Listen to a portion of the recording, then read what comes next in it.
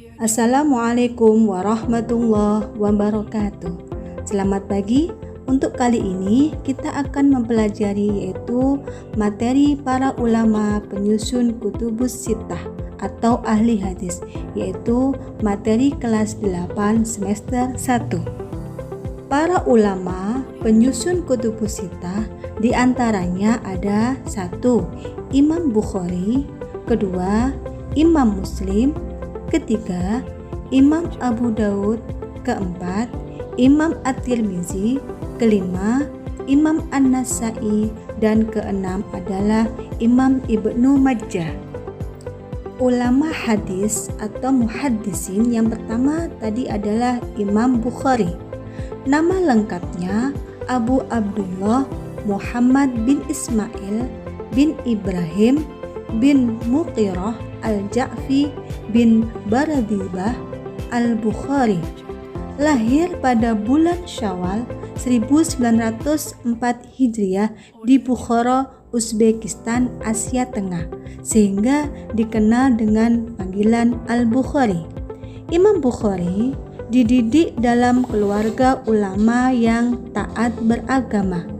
Dalam kitab As-Siqat, Ibnu Hibban menulis bahwa ayah Bukhari dikenal sebagai seorang yang warok, seorang ulama bermadzhab Maliki dan murid dari Imam Malik, ulama besar dan ahli fikih. Ia wafat ketika Bukhari masih kecil. Pada usia 18 tahun, dia sudah hafal karya Mubarak dari Waqi' bin Jarrah bin Malik. Bersama gurunya Syekh Ishaq, menghimpun hadis-hadis sahih dalam satu kitab. Dari satu kitab hadis yang diriwayatkan 80.000 rawi disaring menjadi 7.275 hadis. Imam Bukhari merupakan ulama hadis yang banyak menulis kitab-kitab hadis. Kitab-kitabnya menjadi rujukan bagi umat Islam di seluruh dunia, termasuk di Indonesia. Sebagian di antara karya-karyanya adalah Sahih Bukhari, Al-Adab Al-Mufrad, Ad-Du'afa As-Shaghir, At-Tarikh As-Shaghir, At-Tarikh Al-Awsat, At-Tarikh Al-Kabir, At-Tafsir Al-Kabir, Al-Ilal, Ra'uf Yadain fi As-Shalah, Birrul Al-Walidain, Ad-Du'afa, Al-Hibah. Di antara karya-karya tersebut yang termasyhur adalah Al-Jami' Al-Musnad As-Sahih Al-Mukhtasar min Umur Rasul Allah wal Sunani wal Ayyami. Yang kedua adalah Imam Muslim. Nama lengkapnya Imam Abul Husain Muslim bin Al-Hajjaj bin Muslim bin Qaushas Al-Qusairi An-Naisaburi. Dilahirkan di Naisabur pada tahun 204 Hijriah atau 810 Masehi. Naisabur saat itu termasuk wilayah Rusia yang dalam sejarah Islam dikenal dengan sebutan Mawara'a An-Nahr, daerah-daerah yang terletak di belakang Sungai Jihun di Uzbekistan, Asia Tengah. Imam Muslim sangat menyukai ilmu hadis. Kecerdasan dan ketajaman hafalannya sudah ditunjukkan sejak kecil.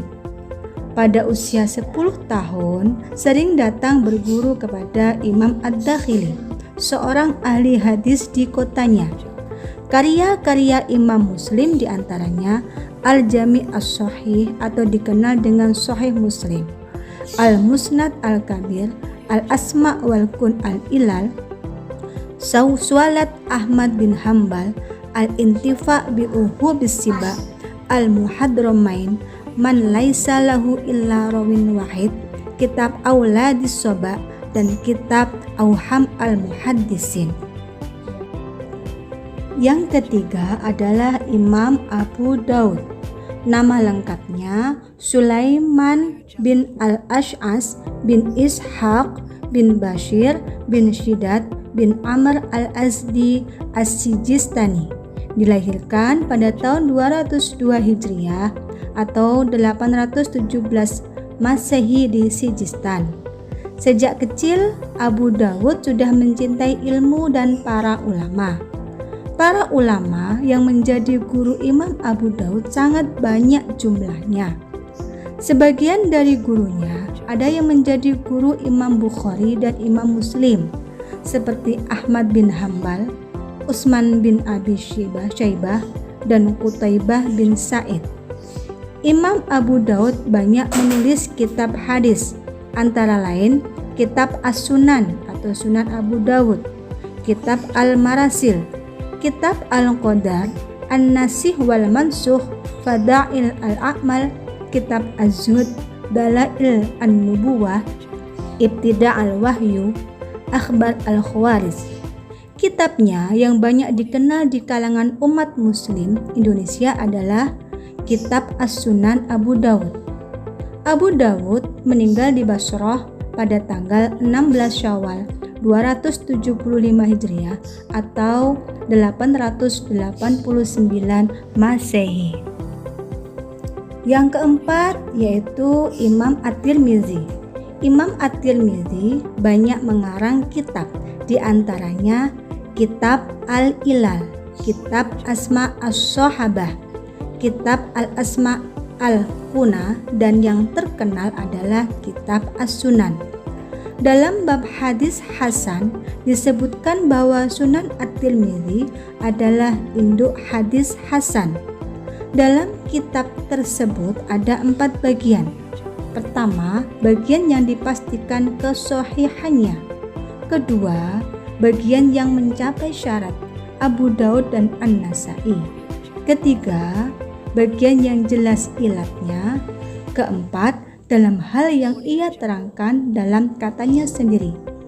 Yang kutakhrijkan dalam kitabku ini adalah hadis yang telah diamalkan oleh sebagian ulama. Setelah menjalani perjalanan panjang untuk belajar, mencatat, berdiskusi, bertukar pikiran, dan mengarang, pada akhir hidupnya dia menderita penyakit buta. Beberapa tahun lamanya dalam keadaan seperti inilah Imam At-Tirmizi kemudian meninggal. Ia wafat di Tirmizi pada malam Senin 13 Rajab tahun 279 Hijriah. Ulama yang kelima yaitu Imam An-Nasai. Nama lengkapnya Abu Abdurrahman bin Su'aib bin Ali ibnu Abi Bakar ibnu Sinan An-Nasai, lahir pada tahun 215 Hijriah. Dikenal dengan nama Nasai dinisbatkan dengan kota Nasai, salah satu kota di Khurasan.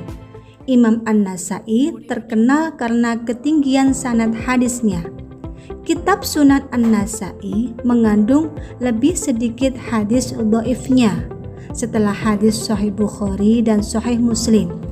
Kitab-kitab hadis karya Imam An-Nasai diantaranya As-Sunan Al-Kubra yang dikenal dengan Sunan An-Nasai, As-Sunan Al-Mujtaba, Kitab At-Tamyiz, Kitab Ad-Du'afa, Khosais Ali, Musnad Ali, Musnad Malik, dan Manasik Al-Haji. Imam An-Nasai wafat tahun 303 Hijriah atau 915 Masehi dan dimakamkan di Bait Al-Maqdis, Palestina. Yang terakhir adalah Imam Ibnu Majah. Nama lengkapnya Abu Abdullah Muhammad bin Yazid bin Majah Ar-Rabi'i Al-Qazwini, lebih akrab dipanggil Ibnu Majah. Ibnu Majah terkenal kejujuran dan akhlak mulianya.